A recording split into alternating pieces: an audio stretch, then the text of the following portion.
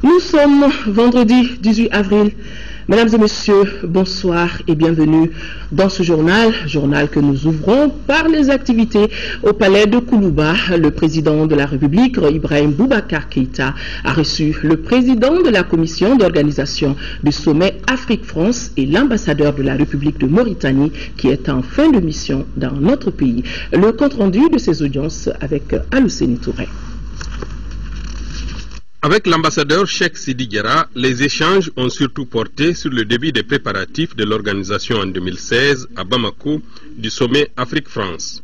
L'ambassadeur est venu recueillir les conseils avisés du chef de l'État pour une organisation réussie de ce grand événement. J'étais donc venu m'imprégner de la vision que le président de la République se fait de ce sommet-là pour ensuite discuter les modalités techniques et d'organisation de ce sommet.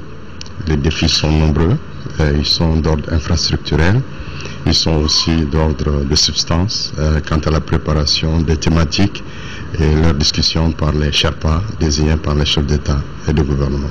Nous allons nous y atteler dès aujourd'hui, maintenant que nous avons recueilli la vision du président de la République. Il nous appartient que techniquement sur le terrain, avec le soutien du gouvernement et des autres institutions de la République, on puisse rapidement s'atteler à avancer dans le processus de préparation. Pour sa part, l'ambassadeur de la République islamique de Mauritanie a fait avec le chef de l'État le point de la coopération entre nos deux pays d'une part et d'autre part l'excellence des relations entre nos deux chefs d'État, à savoir le président Ibrahim Boubacar Keïta et le président Mohamed Ould Abdelaziz. Mohamed Lemine Ould Khatrib, en fin de mission, a promis d'œuvrer davantage au renforcement des liens qui unissent nos deux pays. C'est parti pour la 5e édition du Salon international de l'agriculture. Ce salon, qui se déroule tous les 2 ans, vise la promotion de productions agricoles, l'agroalimentaire et les produits halieutiques du Mali. Le thème choisi cette année, les exploitations agricoles familiales et la sécurité alimentaire. Plus de 80% des exploitations agricoles de notre pays sont constituées de petits producteurs. Le président de la République, Ibrahim Boubacar Keïta, a procédé à l'ouverture du salon en présence de notre reporter Bourama Traoré. C'est au bord de Djoliba, la sève nourricière, que s'ouvre la 5e édition du Salon international de l'agriculture. À l'image de ces serpents qui mesurent près de 2 mètres, c'est le Mali dans toute sa diversité animale et agricole qui est exposé au palais de la culture Amadou Hampâté-Bâ, et cela jusqu'au 26 avril 2014. Au total, 200 stands y sont installés, présentant divers produits agricoles, agroalimentaires et artisanaux, j'en passe. Le salon, c'est une école. D'abord, on apprend dans le salon et on sait où on doit aller. Donc pour moi, c'est important. Je pense que tous les produits agricoles du pays sont là. Tous les produits transformés du pays sont là. Et je pense que ça, c'est important. Important, mais aussi riche. Les SAGRI s'imposent d'édition en édition comme un rendez-vous biennal de promotion du potentiel agro-silvopastoral du Mali, un espace d'échange, de savoir et de savoir-faire, mais aussi du donner et du recevoir, de tout destiné à la valorisation des produits agricoles de notre pays. C'est dans cet esprit dynamique de multi-acteurs que l'on peut potentiellement entamer le passage d'une agriculture de subsistance à une agriculture d'entreprise moderne, créatrice d'emplois et génératrice de prospérité. Cette vision repose sur 3 piliers essentiels. 1. La création de pôles de développement et de croissance économique, agricole. 2. La simulation du développement des chaînes de valeur compétitives. Et enfin, l'amélioration de l'environnement des affaires pour les entreprises agricoles. Ces 3 équations sont en réalité des défis que nous allons relever. D'autres défis à relever s'appellent la maîtrise de l'eau, la diversification de la production végétale et halieutique, le développement de l'agro-industrie. Des défis parmi tant d'autres et perçus comme des mesures prioritaires envisagées pour atteindre la sécurité alimentaire. Il y a des problèmes qu'on va trouver la solution avec le président de la République, parce que quels que soient les producteurs, les éleveurs, les pêcheurs, les exploitants forestiers, chacun a besoin de l'eau. Donc, obligatoirement, il faut des aménagements. On a un autre petit problème qui est l'emballage des produits agricoles. Je pense qu'ils ont vu, les femmes ont posé les problèmes, ils vont trouver la solution. C'est pour assurer les Maliens que l'agriculture ne ment pas et la terre ne ment pas. Donc, l'élevage, l'environnement, je pense que si tout le monde peut venir travailler dans l'agriculture, ce serait une bonne chose. Le SAGRI 2014 se tient sous le thème « Les exploitations agricoles familiales, fondement de la sécurité alimentaire ».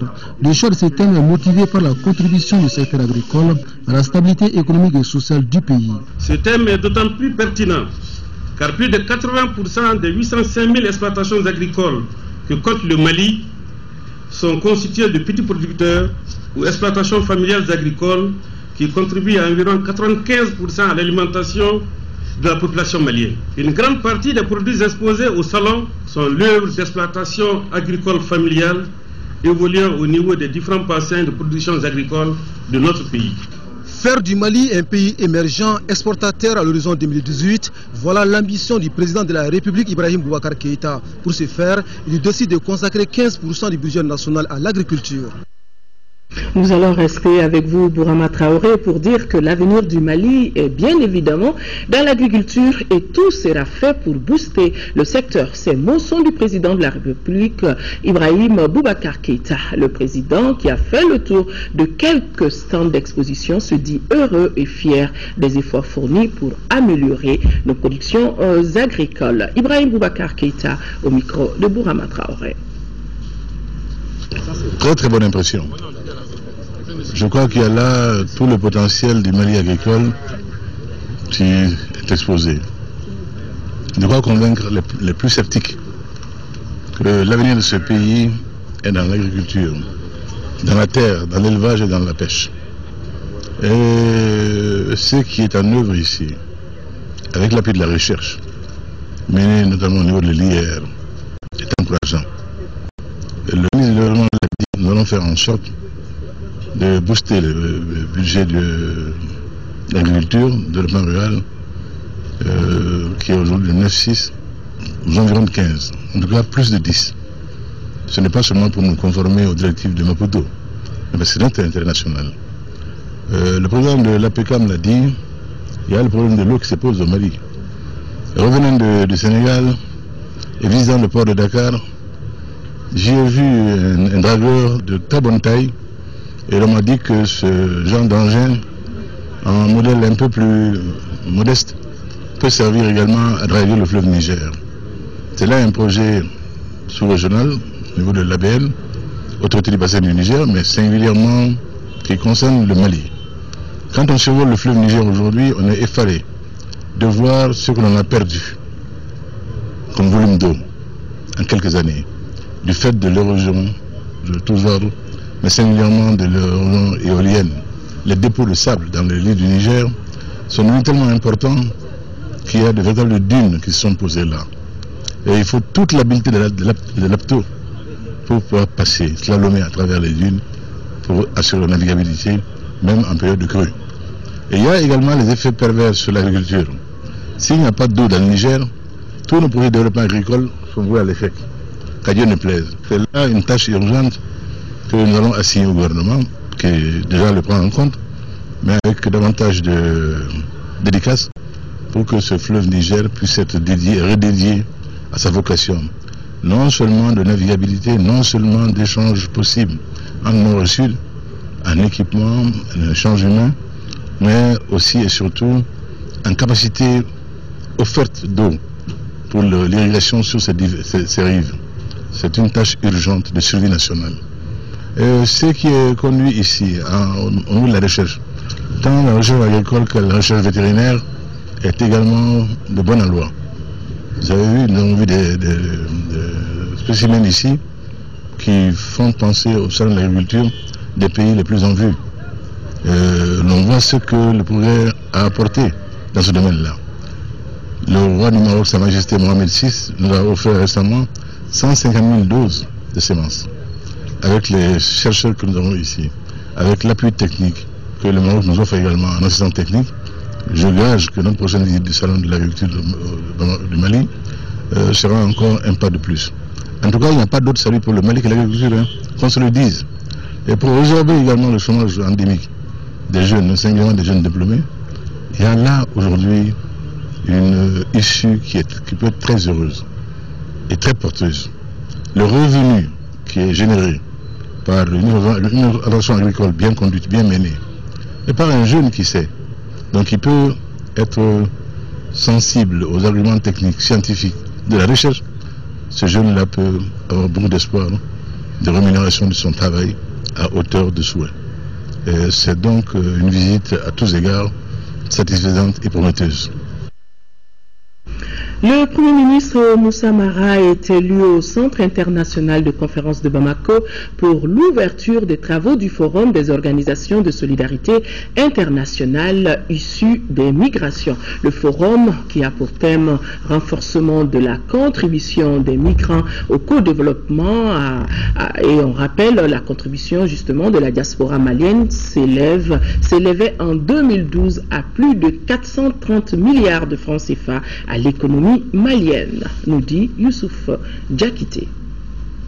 Le Forum des organisations de solidarité internationale issues des migrations se veut un cadre d'échange entre les Maliens d'ici et ceux de l'extérieur, en vue de mettre en exergue la contribution des Maliens de l'extérieur à la construction de leur pays d'origine en termes de croissance économique.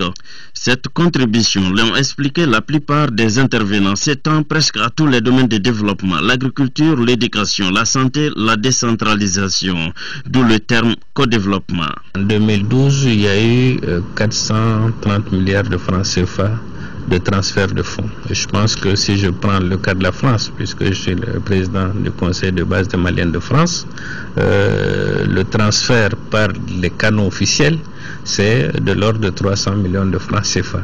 Ce qui, en comparaison avec l'aide publique au développement que la France accorde au Mali, il n'y a pas une commune mesure. C'est ce qui a motivé le développement de certains thèmes pendant les forums. Par exemple, le rôle et la place des migrants dans le partenariat multi-acteurs pour le développement local. De l'investissement productif des migrants, quel partenariat, quelle synergie. Ici, il s'agit de trouver la réponse à la maximalisation de l'investissement productif. Et enfin, la réflexion autour de la co-construction du modèle de co-développement au niveau local. Le Premier ministre Moussa Mara, au nom du président de la République, a salué l'initiative de la création d'un tel cadre d'échange autour de ce qu'ils ont appelé la problématique du développement durable. Il est indéniable que les Maliens de l'extérieur constituent un vivier incontournable, actif et indispensable à l'émergence de notre pays, car pouvant contribuer dans tous les secteurs de développement. Interpellés sur leur participation au développement, ils y contribuent à travers leurs associations et leurs partenaires, que sont essentiellement les collectivités locales de leur pays d'accueil. Leurs actions multiples, s'inscrivant déjà dans le co-développement, couvrent de façon disparate tous les domaines. Des forats du genre permettent de corriger les insuffisances dans les relations entre la diaspora et son pays d'origine, quand on sait que la contribution de celle-ci s'élevait en 2012 à plus de 430 milliards de francs CFA à l'économie nationale. Afin de promouvoir le développement du secteur privé par un accès plus accru des petites et moyennes entreprises au financement, le gouvernement du Mali, en collaboration avec la Société financière internationale AFC du groupe Banque mondiale, vient de lancer les activités du programme d'appui au secteur Crédit Bail. Les détails avec Khadija Toukone. Le système Crédit Bail sera une solution pour financer les PME d'équipements nécessaires à l'augmentation de leur productivité. Il contribuera donc à la construction d'un système financier complet et performant. Le Crédit Bail, c'est un outil de financement, essentiellement des biens d'équipement. Nous savons que les PME ont divers besoins de financement. Donc ils ont besoin de fonds de roulement pour faire fonctionner leur société, mais ils ont tous besoin d'équipement. La différence entre le crédit bail et le financement classique, c'est que la PME va choisir l'équipement et le fournisseur, et elle va s'adresser au crédit bailleur. En réalité, le crédit bailleur peut être une société indépendante, peut être une banque, ou peut être même un établissement de microfinance qui finance les petits équipements. Membre du groupe de la Banque mondiale, AFC est, comme vous le savez, la plus importante institution mondiale d'aide au développement dont les activités concernent exclusivement le secteur privé. AFC a pour mission d'aider les pays à instaurer une croissance durable en finançant des investissements, en mobilisant des capitaux sur les marchés financiers internationaux et en offrant des services conseils aux entreprises et au gouvernement. Ce programme arrive à bon escient car les activités de crédit bail représentent une source d'espoir pour de nombreuses petites et moyennes entreprises en vue de financement de leurs opérations d'investissement. En effet, les problèmes récurrents de financement des investissements qui caractérisent l'économie malienne empêche de nombreuses entreprises de saisir des opportunités de développement qui se présentent à elles. Au-delà, c'est toute l'économie malienne qui se verra offrir un nouvel outil de financement simple et efficace et qui permettra, j'en suis persuadé, la construction d'un secteur industriel national robuste et porteur de croissance inclusive et de création d'emplois, conformément à la vision du président de la République Ibrahim Boubacar Keïta. Le montant des engagements de la Société financière internationale au Mali s'élève à 40 millions de dollars, environ 20 milliards de francs CFA. Les 5 ex-otages, dont 4 du Comité international de Croix-Rouge, tous de nationalité malienne, ont été libérés hier et remis aujourd'hui aux autorités maliennes par la force Serval. C'était ce matin à Gao et la cérémonie de remise était présidée par le ministre de l'Intérieur et de la Sécurité, Sada Samaké, qui avait à ses côtés le ministre de la Défense des anciens combattants et celui de la solidarité, de l'action humanitaire et aussi également l'ambassadeur de France dans notre pays, envoyés spéciaux à Gao, Moussa Fane et Adama Diakité. La joie et le soulagement étaient visibles sur les visages des ex-otages de trouver leurs proches. Enlevés par les terroristes le 8 février dernier entre Gao et Kidal, les humanitaires de CICR ont été libérés ce jeudi dans la région de Tombouctou lors des patrouilles de la force Serval. Ils ont été remis ce matin aux autorités maliennes. Au nom du gouvernement, le ministre de l'Intérieur a salué l'engagement des forces déployées sur le terrain, particulièrement celle de la force Serval. Ces personnes, toutes de nationalité malienne, et dont 4 sont de la Croix-Rouge, n'avaient d'autres ambitions que l'humanitaire au profit de leurs concitoyens en leur apportant secours et assistance. Face à l'adversité de la nature, en particulier dans cette zone désertique et au climat impitoyable, elles se sont engagées à servir leurs prochains et c'est sur le chemin de ce sacerdoce que leur destin a croisé la route des gens sans foi ni loi. Pendant plus de 2 mois, presque dans l'anonymat, elles ont subi la faim, la soif et l'humiliation de leurs geôliers.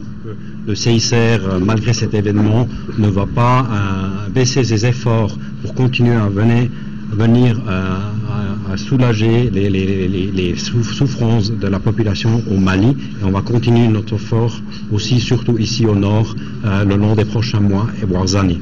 Le ministre de l'Intérieur a également rassuré les populations de la 7e région que le gouvernement ne ménagera aucun effort pour leur sécurité. Je voudrais rassurer les populations que le gouvernement du Mali ne ménagera aucun effort pour assurer leur sécurité, de jour comme de nuit, en ville comme en campagne. La lutte contre le terrorisme est un combat de tous les jours. Et grâce à l'engagement de nos forces et au soutien constant de nos partenaires, nous réussirons cette bataille. Les 5 ex-otages ont été conduits à l'hôpital pour des visites médicales, selon les responsables du Comité international de la Croix-Rouge à Gao. Nous reviendrons dans nos éditions de demain sur d'autres aspects de cette visite des ministres, notamment le point de presse animé par le ministre de la Défense et des anciens combattants à Gao. En 8e région, les ambassadeurs de l'Union européenne cherchent les voies et moyens pour la stabilisation de la région de Kidal. Ils viennent d'échanger avec les autorités de la région sur le développement, la sécurité et les conditions de travail des agents de l'État. Occasion pour le gouverneur de la région de déplorer l'insécurité grandissante et le problème alimentaire dans la région. Tchemogo Sagara.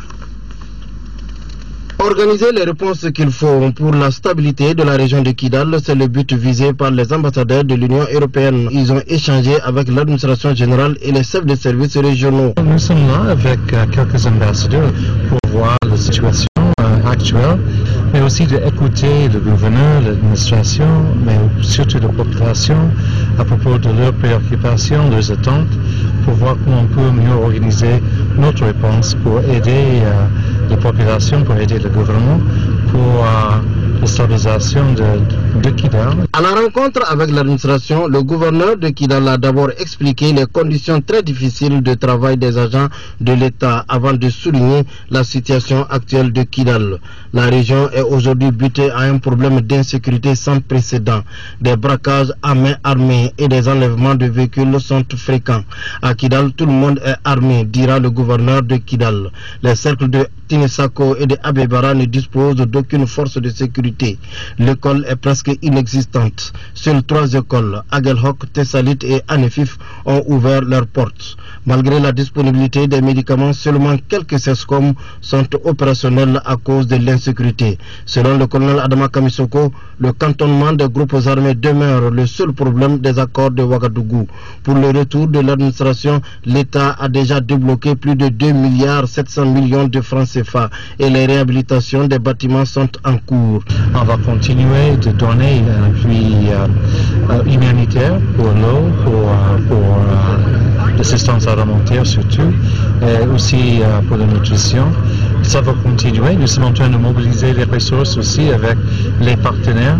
Et je crois que les visites comme ça peuvent aider dans cette mobilisation des ressources. Donc. Les visiteurs du jour ont apprécié la volonté de l'administration de dialoguer avec les groupes armés et la bonne collaboration qui existe entre les forces armées étrangères et maliennes à Kidal. Les ambassadeurs projettent de rencontrer les groupes armés, les forces armées étrangères et maliennes avant de quitter la 8e région.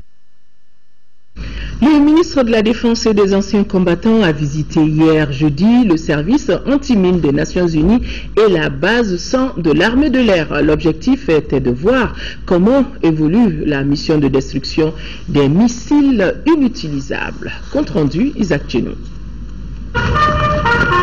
Débarrasser les services de l'armée de missiles obsolètes, c'est la mission que le département de la Défense et des anciens combattants s'est assignée. Ne disposant pas de compétences techniques pour les détruire, le Mali profite de la présence du service anti-mine des Nations Unies pour mener à bien cette mission. Le ministre de la Défense a rendu visite à cette structure qui a pour mission d'appuyer l'aménagement à réduire les risques d'exploitation, appuyer les autorités nationales dans le renforcement des capacités à réduire les risques associés aux restes d'explosifs et appuyer le secteur humanitaire. Le ministre Maïga s'est ensuite rendu à la base 100 de l'armée de l'air. L'assainissement au sein des forces, ce n'est pas seulement au niveau des réformes ou des jeunes, mais nous assainissons aussi tout l'environnement.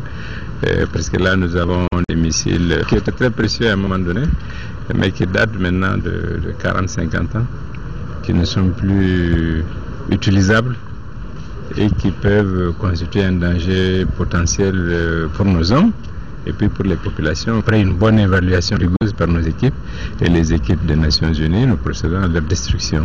Nous avons pris la mesure exacte du danger que ces outils représentent aujourd'hui et nous avons décidé de nous en débarrasser. Par cette opération, le gouvernement du Mali veut anticiper sur les dégâts qui pourraient causer une explosion ou inflammation accidentelle de ces missiles sur la population. Nous souhaitons que la population soit la moins influencée possible par tout ce qui s'est dit autour. Ce que nous gardons en stock ne constitueront pas de danger pour la population. Cette destruction, qui est d'ordre technique et sécuritaire, a commencé depuis le mois de mars. Le tout nouveau ministre de l'économie numérique, de l'information et de la communication a entamé ce matin une visite de terrain dans les structures relevant de son département. Pour sa première sortie, Mahamadou Kamara a choisi l'ORTM. Il a notamment visité les locaux et longuement échangé avec les responsables et les agents de la structure. Des échanges qui ont essentiellement porté sur les conditions de travail, les difficultés et les défis auxquels font face le RTM. Ibrahima Traoré et Tchédé Kamara ont suivi cette visite.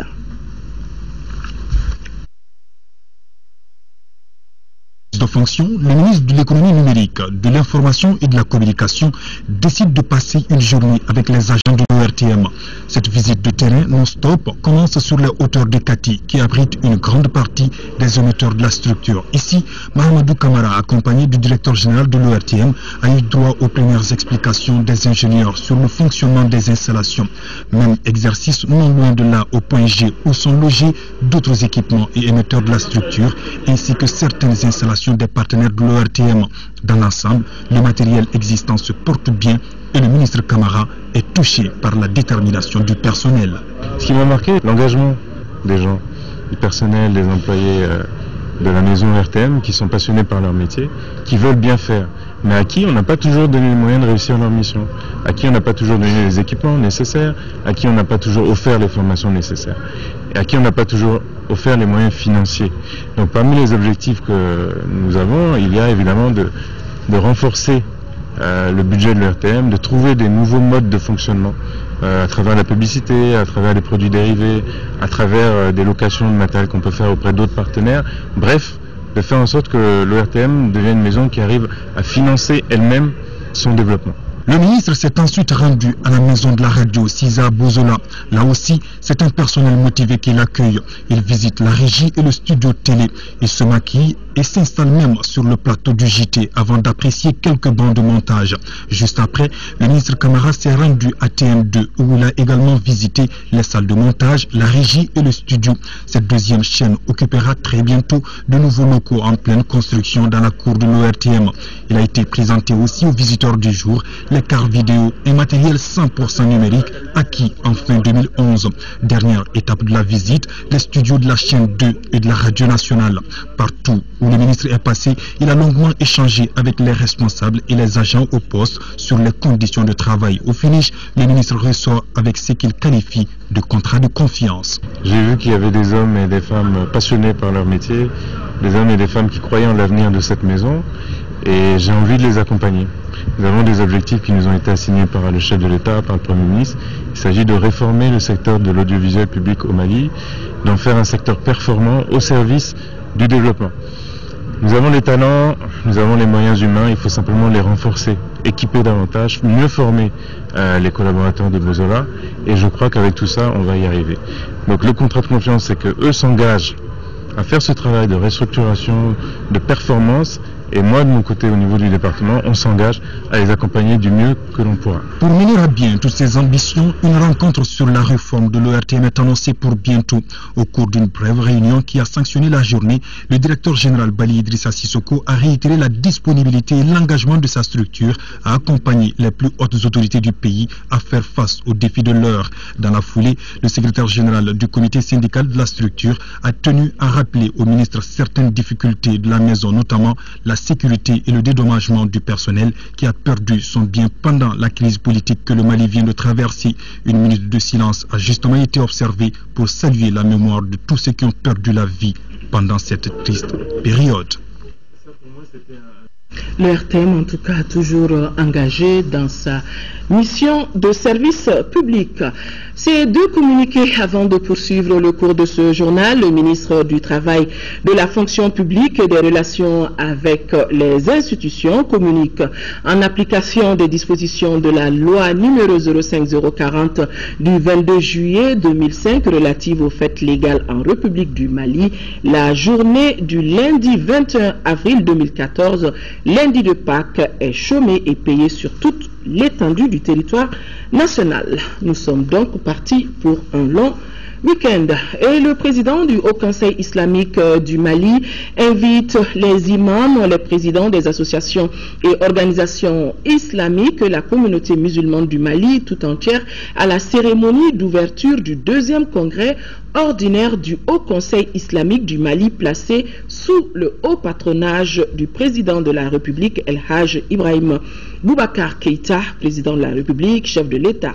Donc demain, samedi 19 avril à 9h au Centre international des conférences de Bamako, l'ouverture du deuxième congrès ordinaire du Haut Conseil islamique du Mali. Lancement ce matin de la série de conférences initiée par la MINUSMA et cela en partenariat avec l'Université du Mali à la faculté des sciences juridiques et politiques.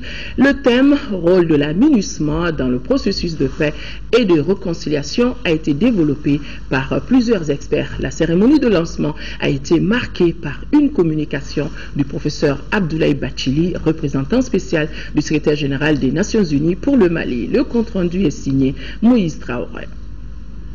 Le partenariat MINUSMA-Rectorat permettra au monde universitaire de jouer sa partition dans le processus de dialogue et de réconciliation au Mali. Une série de 6 conférences sont programmées sur le thème « Rôle de la MINUSMA dans le processus de paix et de réconciliation ». À la faculté des sciences juridiques et politiques de Bamako, le premier sujet débattu est le mandat de la mission et la transition politique au Mali. Vous avez un rôle particulièrement important. L'unité du pays, la cohésion sociale, bâtir de nouvelles relations entre les Maliens dans cet espace que constitue le Mali est une œuvre pas seulement du gouvernement, mais il appartient aux citoyens eux-mêmes de prendre en charge cette mission historique. Lieu de savoir et de liberté, l'université, à l'instar de toutes les forces de la nation, doit être mobilisée pour la cause nationale. Je vous engage donc à tout mettre en œuvre pour que le partenariat avec la MINUSMA et les universités soit l'une des locomotives du train de la paix. Ce train de la paix, il est du devoir de chaque Malien de faire en sorte qu'il ne reste pas en quai. Le contexte de sortie de crise que nous vivons doit être mis à profit pour trouver une solution définitive aux difficultés de l'enseignement supérieur. Au cours de la journée, il est également question de la protection des civils et de la promotion des droits de l'homme. La mission multidimensionnelle intégrée des Nations Unies pour la stabilisation du Mali, MINUSMA, est conforme à la résolution 2100 du Conseil de sécurité du 25 avril 2013. Les travaux du colloque national sur le patriotisme au Mali ont pris fin hier à Bamako. L'objectif pour les initiateurs était de diagnostiquer en quoi le patriotisme peut contribuer à l'émergence économique du pays. Youssouf Diakité a suivi cela pour nous. La création d'un environnement favorable au pastoralisme au Mali, c'est la question fondamentale au centre du colloque national sur le pastoralisme. L'objectif recherché par les initiateurs est de diagnostiquer en quoi le pastoralisme peut contribuer à la croissance économique du pays. Ce colloque que nous avons eu le plaisir d'ouvrir ce matin participe de la dynamique du gouvernement malien de conforter et de renforcer la dynamique pastoralisme au Mali, qui, en notre sens, est une activité qui occupe une bonne part de la population, surtout au nord du pays. Ça nous permettra, en tout cas, de faire le constat. Nous avons sollicité l'organisation de ce colloque. En fait, c'est suite à la réunion de Nouakchott, qui définissait pour chaque pays 3 piliers d'intervention pour le développement du pastoralisme. Or, au niveau du Mali aussi, on est dans le cadre de la relance économique, suite aux différents événements qui ont eu lieu, et on pense que le pastoralisme au Mali peut vraiment contribuer significativement à cette relance économique. L'élevage contribue pour 10% du PIB au Mali. Juste après, une conférence de presse a regroupé les initiateurs et les journalistes. Là, c'était pour édifier les journalistes sur les motivations réelles de l'organisation d'un tel colloque. Il fallait plutôt lire un colloque sur le pastoralisme dans notre pays. L'actualité hors de nos frontières, comme vous pouvez l'imaginer, c'est l'élection qui vient de se dérouler en Algérie. Les Algériens se sont rendus hier aux urnes pour élire leur président. Au sortir déjà des bureaux de vote, les partisans de nombreux cas de fraude ont été signalés par le camp du candidat Ali Benflis. Les partisans du président sortant, eux, étaient confiants quant à une victoire dès le premier tour de leur candidat. Les bureaux de vote sont à peine fermés qu'on est déjà dans la préélection. Ali Benflis, candidat à la présidentielle algérienne, est un homme sans illusion. Pour lui, le scrutin n'est qu'une mascarade. Je vais m'opposer avec tout ce que je possède comme force à ce hold-up électoral. Et pour cela, j'userai de tous les moyens politiques pacifiques. Selon le gouvernement, la présidentielle s'est déroulée dans le calme. Dans les bureaux de vote, il n'y avait pas foule. Officiellement, seulement 51,7% des électeurs ont participé, beaucoup moins qu'en 2009. La participation était particulièrement faible à Alger. mais aussi en Kabylie, où des groupes de jeunes ont tenté de bloquer l'accès aux bureaux de vote, comme ici à Rafour. Des violents heurts ont éclaté entre jeunes et forces de l'ordre. On est avec personne, ni avec Bouteflika, ni avec Benflesh. On est marre de ce système, et on a marre de ce pouvoir, et on a marre de tout ici en Algérie. Au total, 70 personnes ont été blessées jeudi en Kabylie, où moins d'un électeur sur 4 a voté. L'Algérie est divisée en deux entre partisans de Bouteflika qui crient déjà victoire et ceux qui contestent les résultats avant même leur proclamation. C'est surtout le silence de l'immense majorité des Algériens qui aura marqué cette élection. Et cette dernière dépêche qui déclare Abdelaziz Bouteflika vient d'être réélu à la présidence de l'Algérie, et cela dès le premier tour de l'élection présidentielle avec 81,53% des voix, et c'est des résultats officiels annoncés ce soir même. Une victoire attendue pour le chef de l'État de 77 ans, affaibli depuis un accident vasculaire cérébral l'année dernière. Son principal rival Ali Benflis, qui a recueilli 12,18% des suffrages, ne reconnaît pas la victoire du président Bouteflika, et le taux de participation reste de l'ordre de 51,7%. Nous retrouvons l'actualité nationale. Le Centre malien pour le dialogue interparti et la démocratie a tenu son assemblée générale. À l'heure du jour de cette assemblée, la présentation du rapport d'activité 2013, l'examen des nouvelles demandes d'adhésion et la proposition de modification des statuts et règlements intérieurs. Adama Koulibaly. Les représentants de partis politiques regroupés dans une fondation appelée Centre malien pour le dialogue interparti et la démocratie CMDID, chaque année se retrouvent en assemblée générale pour échanger sur la bonne marche de la gestion politique du pays. Au programme de cette assemblée, la présentation du rapport d'activité de 2013 de la fondation, le bilan financier, des propositions de modification de statut et règlement intérieur et examen de nouvelles demandes formulées par des partis qui souhaitent devenir membres de ce grand cercle des partis politiques. À l'ouverture des travaux de cette assemblée, les responsables de la fondation ont montré leur satisfaction des résultats obtenus par l'organisation. La contribution au raffermissement du dialogue politique pour discuter des questions d'importance nationale, et cela durant des moments difficiles de la crise de 2012, l'adoption du fichier biométrique, l'initiation des débats démocratiques sur des thématiques nationales, l'éducation civique et la participation électorale, record des présidentielles de 2013, sont entre autres des progrès démocratiques dans lesquels notre fondation a joué toute sa place. L'Assemblée, après échange sur les succès et les faiblesses de l'organisation, s'est penchée sur de nouvelles orientations de ses activités futures. En 5e région, c'est la salle de conférence qui a servi de cadre concertation régionale au Conseil des collectivités, et cela dans le cadre de la réalisation de son projet d'appui aux initiatives du contrôle citoyen. Les échanges ont planché sur les restrictions des travaux des premières et deuxièmes sessions statutaires au titre de l'année 2013, les modifications dans les textes de base de la décentralisation, les stratégies visant l'approfondissement du processus, la problématique de l'accès à l'eau potable, l'hygiène et l'assainissement.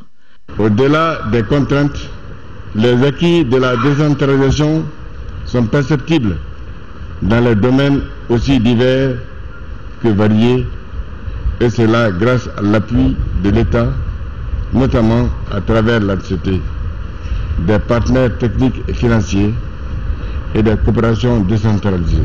Le déplacement est dans la continuité. Il a surtout pour objectif de restituer à la base les comptes rendus des sessions de votre auguste assemblée et aussi de vous imprégner de nos difficultés. Les contraintes ont été soulevées ça et là par le maire de Mopti, des autorités régionales à travers les indicateurs diparables.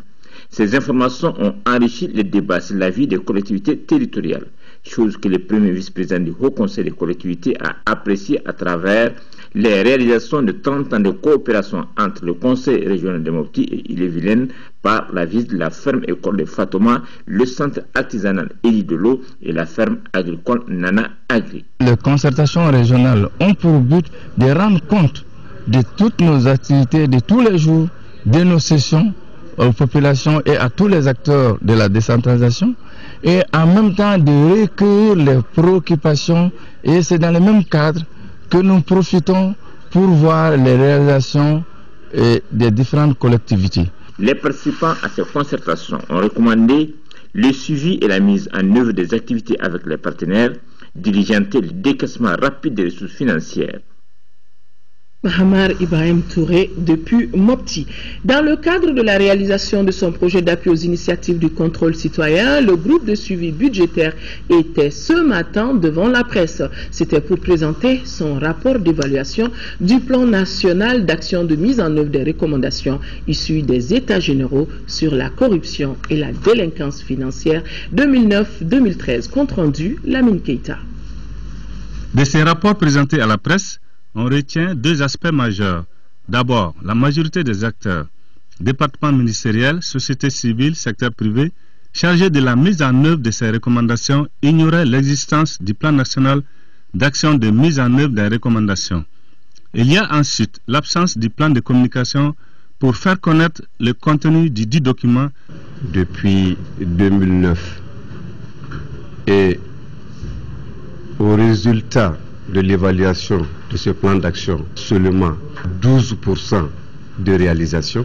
Par rapport à ce que nous avons vu, il y avait d'abord un problème institutionnel du fait que le plan a été mis en vigueur 2009, à partir de 2009-2013, et le comité par rapport au suivi, les membres ont été nommés en 2011. Vous voyez déjà entre les deux dates, il y a 2 ans qui se sont passés, qui posent un problème. Il ne reste plus que 3 ans pour faire la mise en œuvre.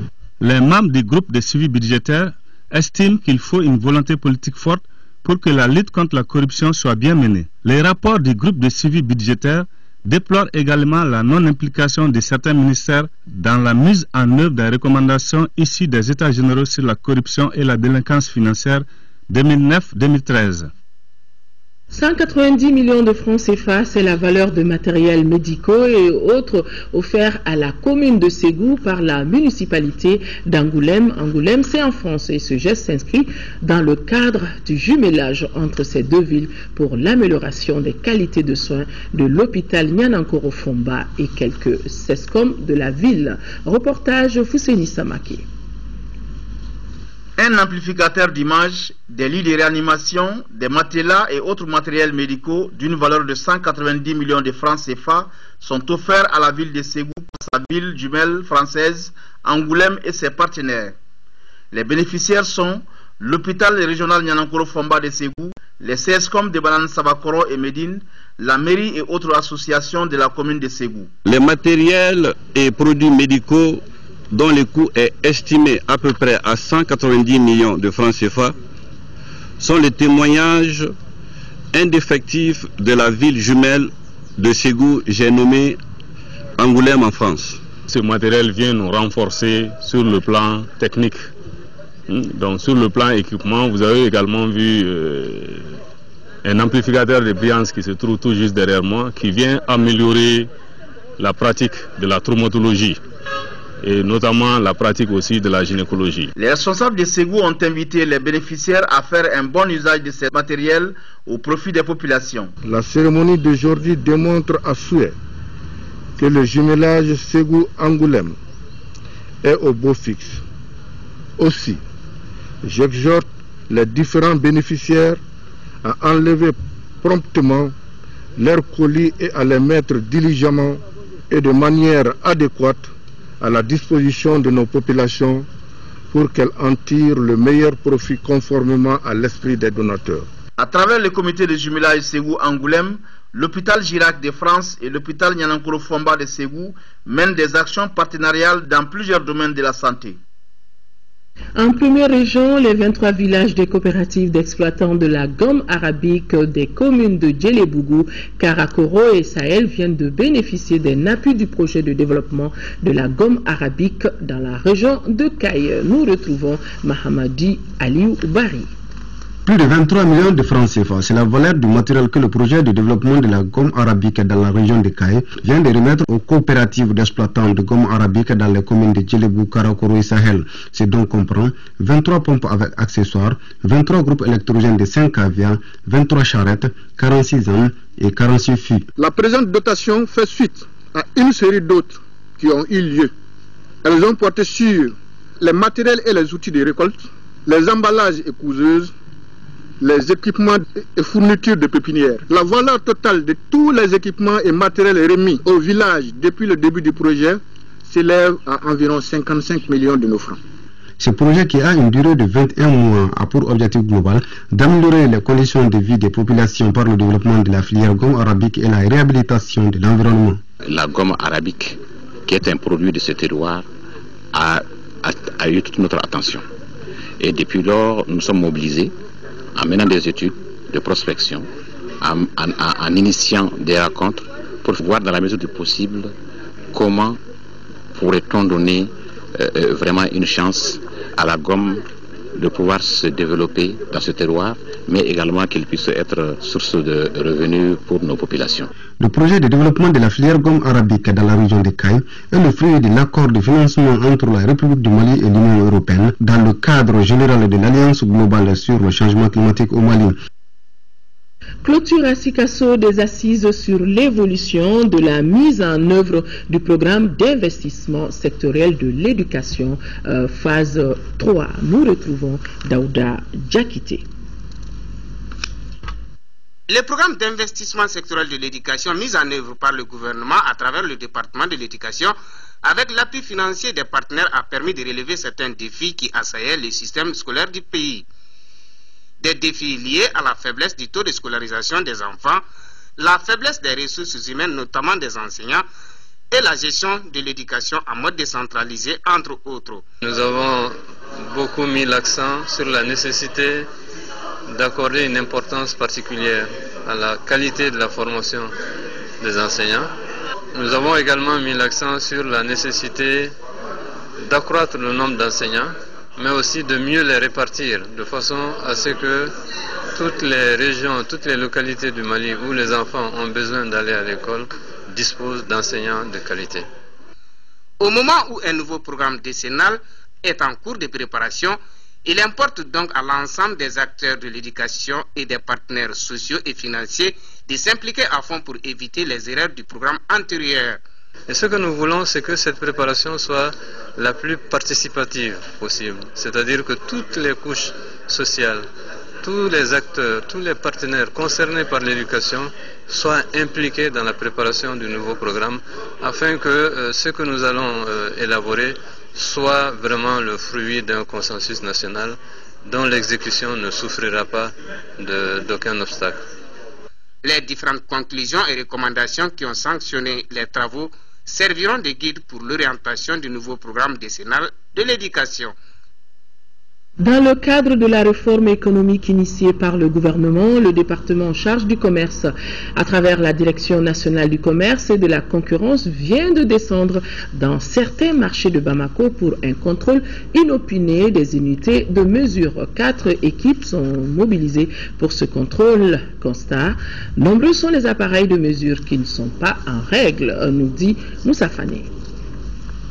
Cette première étape de contrôle a concerné 3 stations d'essence de Bamako. 6 de ces stations sont en règle, ce n'est pas le cas pour la 3e. Les autres étapes ont concerné les balances et les bascules des bouchers et les vendeurs de céréales. Pour nous, les bouchers, ce contrôle est très important. Ça permet aux consommateurs de bénéficier de ce qu'ils ont acheté. Avec ça, les pertes sont moyennes des deux côtés. Vraiment, l'initiative est salutaire.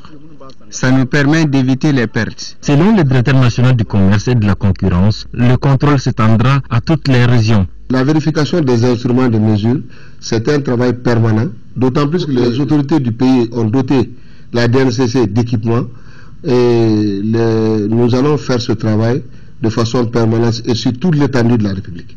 Les consommateurs saluent l'initiative et souhaitent la pérennisation de l'activité. Bon, ils n'ont pas essayé de se supplier aux normes, c'est mieux aussi pour tout le monde. C'est une bonne chose, l'initiative est très bien. Si réellement ça continue et que les consommateurs aient leurs droits, c'est très bien. Je demande à tous les commerçants vraiment de se conformer à la réglementation maintenant parce que les opérations de contrôle ont commencé et vont continuer chaque jour maintenant. La Direction nationale du commerce et de la concurrence entend tout mettre en œuvre pour satisfaire les consommateurs. En tout cas, nous sommes debout et nous sommes prêts. Les moyens nous sont donnés. Nous allons jouer notre partition par rapport à ce travail. Les personnes en infraction ont reçu chacune une convocation pour se présenter à la Direction nationale du commerce et de la concurrence. Le constat qui se dégage est que tous ces boutiquiers, bouchers, vendeurs de céréales et de carburant doivent fournir un peu d'effort pour régler les appareils et les unités de mesure. C'est là pour le bonheur des consommateurs. Remise d'actes de naissance et de jugement supplétifs à plus de 300 enfants de Dougou-Wolon-Fila. L'œuvre est de l'Association pour le progrès et la défense des droits de femmes APDF en partenariat avec la Fondation Orange. Compte rendu signé Fatoumata Kone. Enfin, un jugement supplétif pour Lassana Fofana, âgé de 16 ans, qui manifeste ici sa joie. Ce même bonheur a été ressenti par Aliou Diara, Mariam Diagana au moment de recevoir leur acte de naissance. Ils sont au total 316 enfants des 30 villages et hameaux de Dougou-Wolonfila à obtenir leur acte de naissance ce mercredi. Cela grâce à l'APDF en partenariat avec la Fondation Orange. La remise des actes de naissance et de jugement supplétif s'est déroulée à Touba, village situé à 5 km de Banamba, dans la région de Koulikoro. Ainsi, 316 enfants ont pu bénéficier de ce tapis, donc 119 enfants à Touba, 79 à Kerouane, 40 à Boala, 31 à Boadou, 16 à Guelefoua, 16 à Ngolobougou et 15 à Kaverla. Un geste qui ravit les parents et les tuteurs des enfants. Pour amoindrir la charge institutionnelle, l'APDF remettra également des kits scolaires aux 316 enfants bénéficiaires d'actes de naissance et de jugements supplétifs. Il faut que les parents s'investissent dans l'acquisition de l'acte de naissance pour leurs enfants. C'est le premier devoir. On est dans la commune de Dougou-Wolonfila. C'était une population qui voyage beaucoup. Pour pouvoir voyager, il faut avoir sa carte d'identité, il faut avoir un passeport. On ne peut avoir ni la carte d'identité ni le passeport sans l'acte de naissance. Cette remise s'inscrit dans le cadre des 23 années d'anniversaire de l'Association pour le progrès et la défense des droits de femmes APDF. L'association entend réaliser les mêmes activités à Mouroudja et 200 enfants seront concernés pour cela. Voilà, avant de refermer définitivement ce journal, nous rappelons ces deux communiqués. Le ministre du Travail, de la Fonction publique et des Relations avec les institutions, en application des dispositions de la loi numéro 05-040 du 22 juillet 2005 relative aux fêtes légales en République du Mali, la journée du lundi 21 avril est chômée et payée sur toute l'étendue du territoire national. Et le président du Haut Conseil islamique du Mali, qui invite les imams, les présidents des associations et organisations islamiques et la communauté musulmane toute entière à la cérémonie d'ouverture du deuxième congrès ordinaire du Haut Conseil islamique du Mali sous la présidence du président de la République, Ibrahim Boubacar Keïta. Et suite au rappel à Dieu de Madame Keïta Mariam Travelé, veuve du président Modibo Keïta, nous avons reçu les messages de condoléances des partis Alliance pour la solidarité du Mali, ASMA, et de la coalition pour le développement du Mali, CODEMA. Ils saluent tous la mémoire de celle qui a été une grande institutrice et une pionnière de l'indépendance du Mali. Voilà, mesdames et messieurs, c'est donc tout pour ce journal. Merci de l'avoir suivi. Demain, 13h, Mohamed Touré. Et je me ferai le plaisir d'être là pour l'édition de 20h. Excellente nuit à tous. Au revoir.